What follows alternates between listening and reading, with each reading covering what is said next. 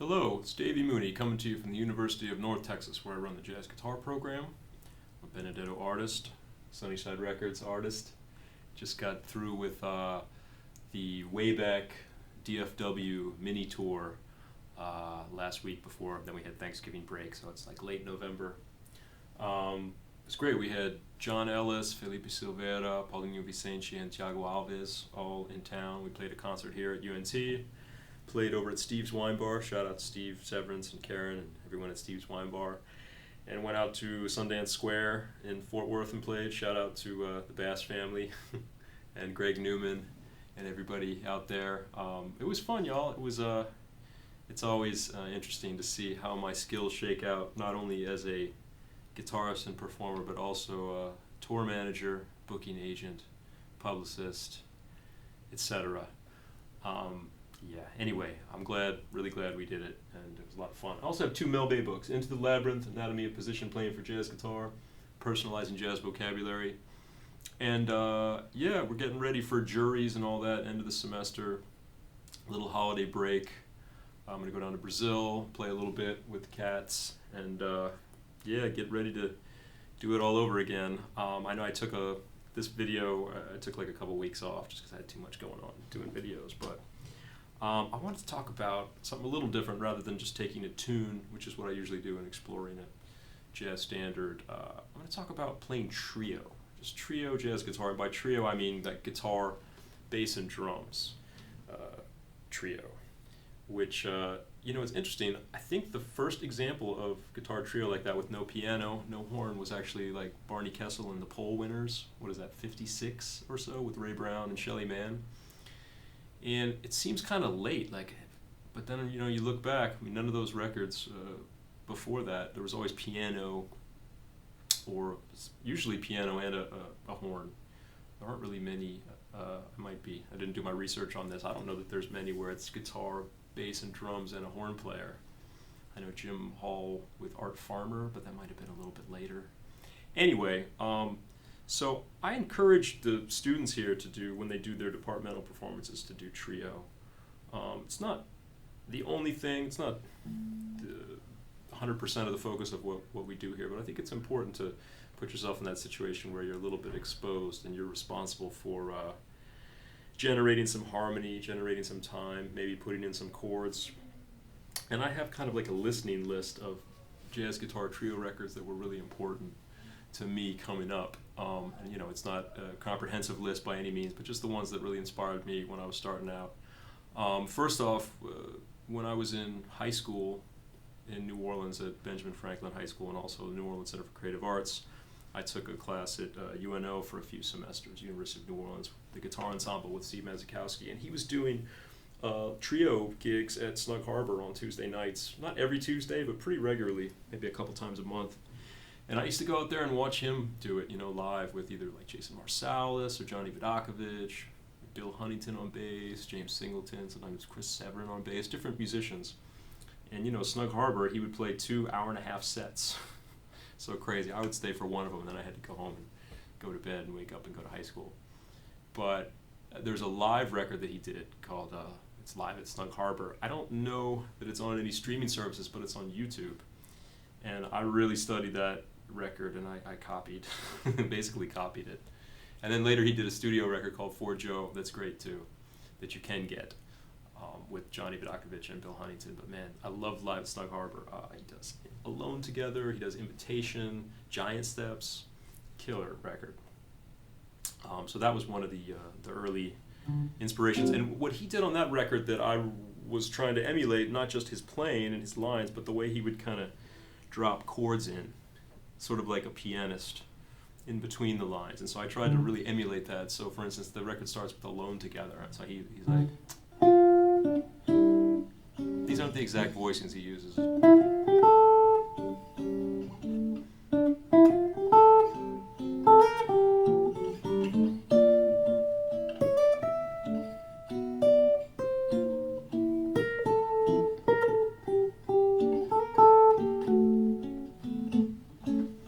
That idea that it's not just the single note against the bass and drums like a saxophone trio, but that you would also put in some chords, though it's not I don't have two hands like a pianist. I mean, I have two hands, but they're not doing the same thing. So it's kind of a little juggling, a little bit of illusion, smoke and mirrors to make it happen.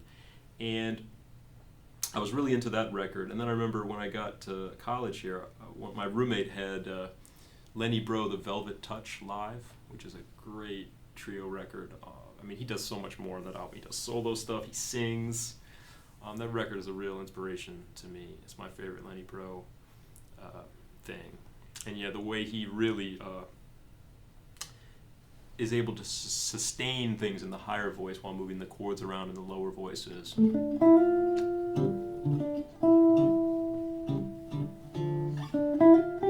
Seems like a classical technique.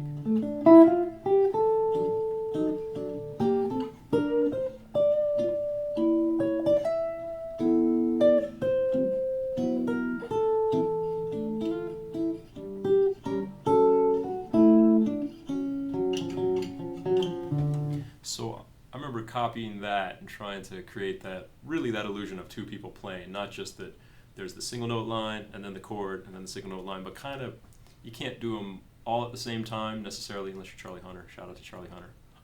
But I mean, Lenny Breau kind of does them at the same time too, but to try to create that illusion so I can still do what I want to do with the single note lines and kind of have a little commentary going on underneath it, like a pianist might do.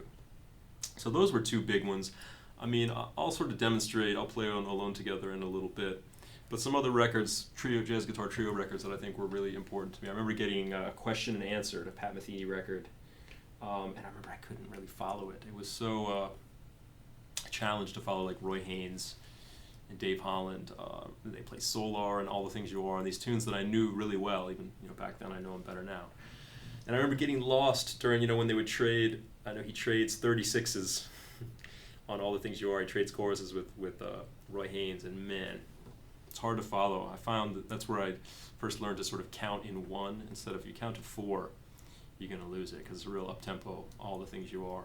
But that's a little bit of a different record. I mean, he doesn't really like put chords in between his lines, at least not on those tunes.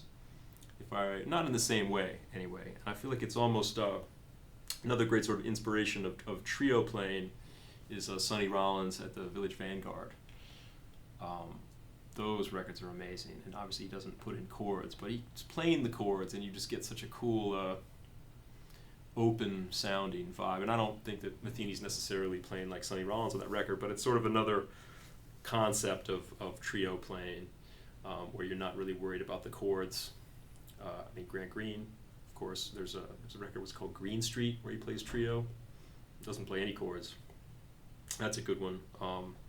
Jim Hall Live from 1975. Really magical. Like all of a sudden Jim Hall has these crazy like sweep picking chops. And that record's wild. I love that record. It also wins the prize for motivic development, that when he plays Angel Eyes and he starts up something like that, and he plays a whole solo, and then at the very end he goes back to that. So he like does like sonata allegro form with the recap very literally. That's a great one, man. Such a great record. East Coast Love Affair, Kurt Rosenwinkel. I know he's done other trio records, so that was the one that sort of came out when I was younger, and he really has the chordal thing going on in a, I don't know how to describe it exactly. I can't really do it. It's sort of chords going along the whole time almost, with the single notes, but differently than Lenny Breau. It's a real technical achievement. On the other side, John Scofield on Route, where he's playing mostly single note stuff. And just, this is something that I try to do a lot, kind of playing, I mean, I can't really play like John Scofield, but maybe like by playing, the way I try to channel that is, if I'm playing on a D minor, I don't necessarily just play half steps and whole steps. I try to sort of skip strings, and so I'm playing.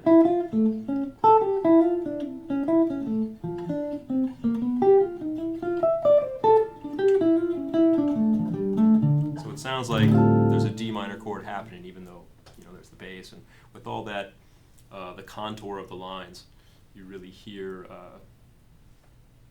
hear the chord, you know. Joe Pass Intercontinental, that's a great one. I actually got that later.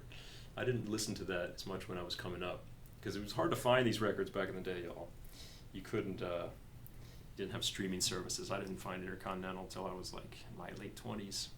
So I was listening to For Django, which was also hard to find, but Hank Mackey made me a tape copy. And what else? I mean, Bright Size Life, Metheny, that's such a different kind of record because it's his original material and his original concept. He didn't play standards on that record. And yeah, I mean, Guitar Trio, it's a challenge. Maybe what I'll do is I'll try to demonstrate. I'll play a couple choruses of Alone Together. I'm going to do this live, y'all. Usually I do the the playing part of these videos at the end, and I edit it in so I can make sure I get a good take that I like. But I think I'm going to just go for it, since I know this song pretty well, Famous Last Words. But maybe I'll start off with the real chordy thing, mixing in the chords, and hopefully in a very natural musical way go into the more, I don't know, we'll see what happens. I'll try to do them both, and this is how I like to play trio. Here we go.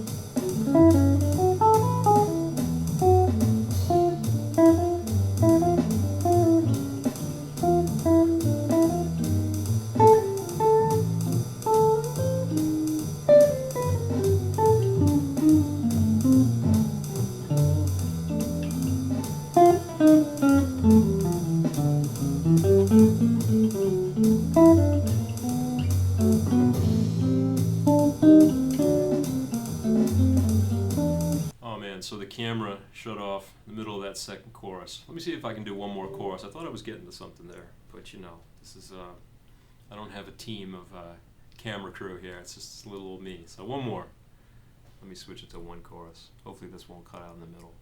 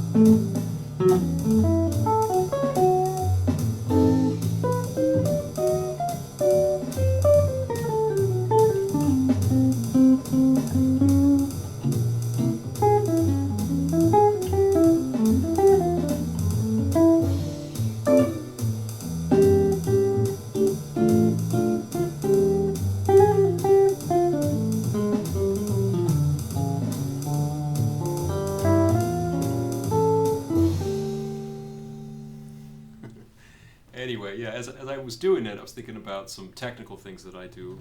One is just, for a lot of the time, to make the comping chords quieter if I'm trying to separate them from the single note. Sometimes I'm trying to actually blend the two together like I was doing at the end there. But if I'm just going,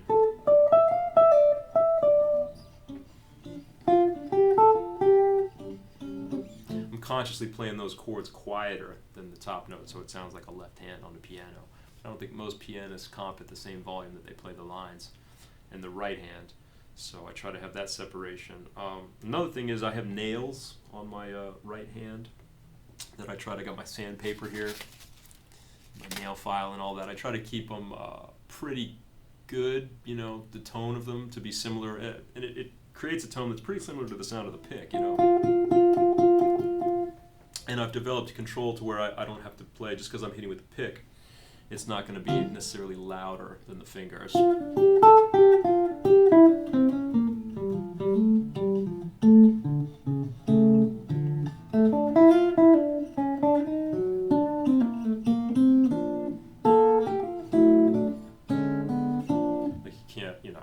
Tell necessarily. I mean, obviously, if I'm trying to play fast, I would use the pick. What else? Yeah, the sustain thing, relative sustain that I was talking about.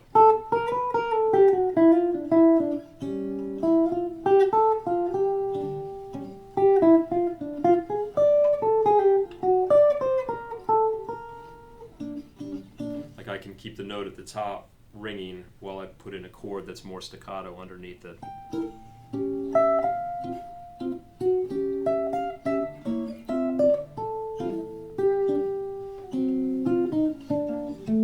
And that's trying to emulate Lenny Breau. And then, yeah, the thing I associate more with the, I guess, modern players or Scofield is that a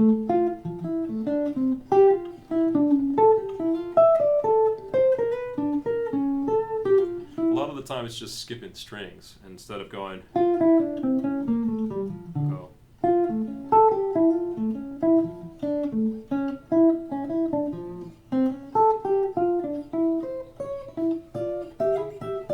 You know, just skip the string in the middle, go from the first to the third, second to fourth, etc. And I can pick that too if I'm jumping, because I'm mostly still an alternate picker. I do some down picking, but anyway, what else? Yeah, I mean, that's what I like to do. And, you know, as I get into it, when I go do a trio gig, I do things at Pascal Bar here with the great Matt Young, Mike Buzecki. Shout out to those cats here in Denton. You know, I try not to think too much about it. The nice thing about the chords, though, is I find that it can kind of anchor the time in a way. 'Cause, you know, guitar players, I often joke that we're capable of rushing and slowing down at the same time. It's incredible how we do it. I don't know. But our time can be a little suspicious, my own included. And I find that by dropping those chords in, it can kind of anchor the time a little bit.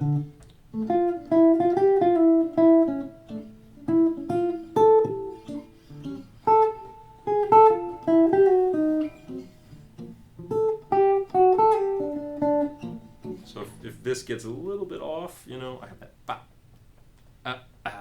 real kind of standard swinging rhythms with, I guess, theoretically the left hand that hopefully hook up with if it's a bass and drums, or if I'm just playing with bass, it's really helpful to lock that in there. So anyway, yeah, that's my thoughts about, I'm looking to see if I forgot to mention any records. I probably did, but those are some big ones for me. You know, I did some trio albums earlier on in my career. They're actually the David Mooney trio, which is nice because I can't listen to them now, and so I'm glad that they're when you search Davey Mooney, they don't show up. But I did a couple trio things on the album Astoriano as well. Anyway, so I hope you found that enjoyable, edifying, and I'll be back next time with some more dissection of hard jazz tunes. So take care, everybody.